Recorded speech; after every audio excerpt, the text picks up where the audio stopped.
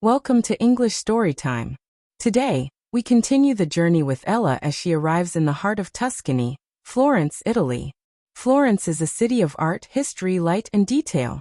It is the birthplace of the Renaissance and the home of timeless masterpieces, narrow stone streets, warm terracotta rooftops, and golden sunsets. In this story, you'll follow Ella through a full day in Florence, from the moment she steps off the train until the stars rise over the Arno River. Along the way, you'll learn rich and poetic English vocabulary through a slow, immersive, and deeply sensory story. She sleeps deeply, wrapped in silence and beauty. But her day in Florence isn't quite over. Ella wakes in the early hours of the morning, just as the city still slumbers. She pulls on a light jacket, ties her hair into a bun, and slips quietly out of the hotel. The streets are nearly empty. Streetlights glow with a golden hue. The sound of her footsteps echoes softly against the ancient walls. She walks toward the river. The Arno glimmers under the streetlights. Reflections of bridges ripple gently on the surface. She follows the curve of the water until she reaches a small bakery just beginning to open. The baker, an elderly man with flour on his apron, nods at her with a warm smile. He hands her a still warm cornetto wrapped in paper. She thanks him softly in Italian. Grazie mille.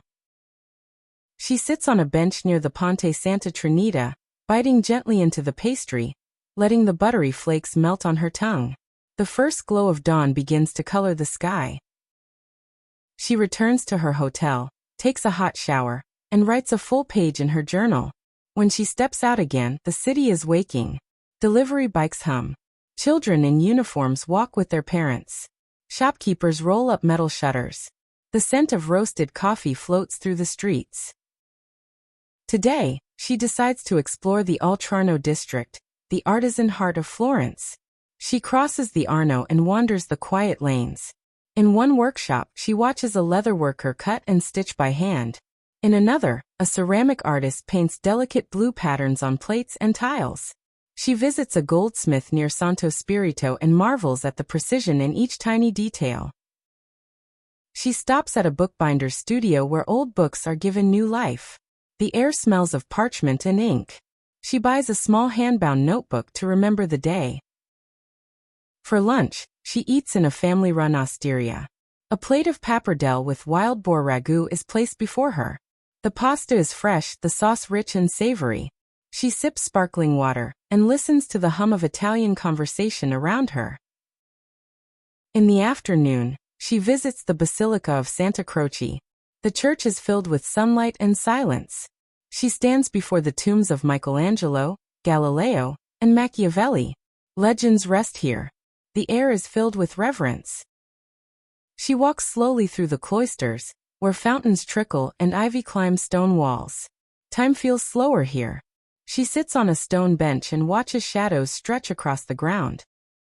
Later, she returns to the central market. The building is full of color, fruit stands with peaches and cherries, stalls of cheese and cured meat, small counters offering fresh pasta and olive oil. She samples pecorino with honey and buys a bottle of golden oil pressed from local olives. As evening falls again, she joins a local walking tour focused on the hidden stories of Florence. The guide speaks of secret passages, forbidden love, ancient rivalries. Ella listens, eyes wide, heart open. She learns about the Medici family, the rise of banking, and how Florence shaped the world. The tour ends near the river, just as a violinist begins to play under a lamplit arcade. Ella stands alone, watching the water shimmer, listening to the music rise into the night. She returns to her hotel one last time. She climbs the narrow stairs to the rooftop terrace, carrying a cup of chamomile tea. She sits on a low cushion, wrapped in a blanket, and gazes at the city below. The Duomo glows. The bridges rest quietly. A dog barks in the distance. Florence sleeps. She finishes the last line in her journal.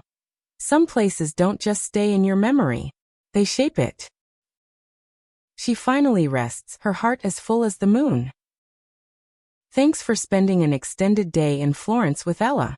Her story continues. Next stop, the colorful coastlines of Cinque Terre.